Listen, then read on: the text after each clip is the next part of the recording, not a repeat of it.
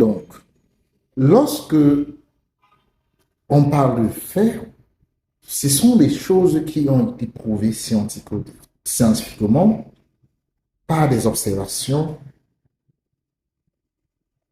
par des recherches, mais les croyances à elles, quant à elles, pour la grande majorité, ne sont basées que sur des légendes et sur des rumeurs. Donc, il est temps pour nous, Africains, qui prétendons sortir de la pauvreté, de beaucoup plus nous concentrer de nous mettre à la recherche de la connaissance, à la recherche des faits.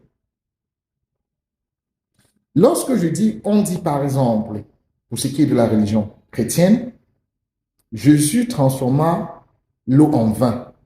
Ceci est une croyance, puisqu'il ne s'atteste sur aucun fait scientifique. Il n'est pas vérifiable. Personne après lui ne l'a jamais fait. Du moins,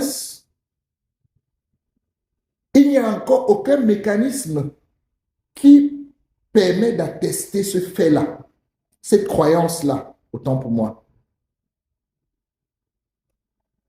Alors que, lorsque je vous dis qu'avec la peau d'ananas, tout simplement, vous y mettez dans un bol, vous y ajoutez un peu de sucre et de la levure, vous laissez fermer hermétiquement. En 24 heures, vous obtiendrez la bière. C'est un fait. Il n'y a pas d'autre chose que cela. Vous ne pouvez pas procéder et après vous obtenez de l'eau ou autre chose. C'est un fait scientifique. Tout simplement parce que la levure va consommer le sucre qui va transformer le sucre et tout pour nous donner la bière. Nous avons des difficultés à comprendre, à intégrer ça en Afrique. Lorsque quelqu'un te parle des croyances et que tu commences à lui demander, il est fondé sur quel fait? Sur quelle recherche? Est-ce que tu as des preuves? Les gens commencent à s'irriter.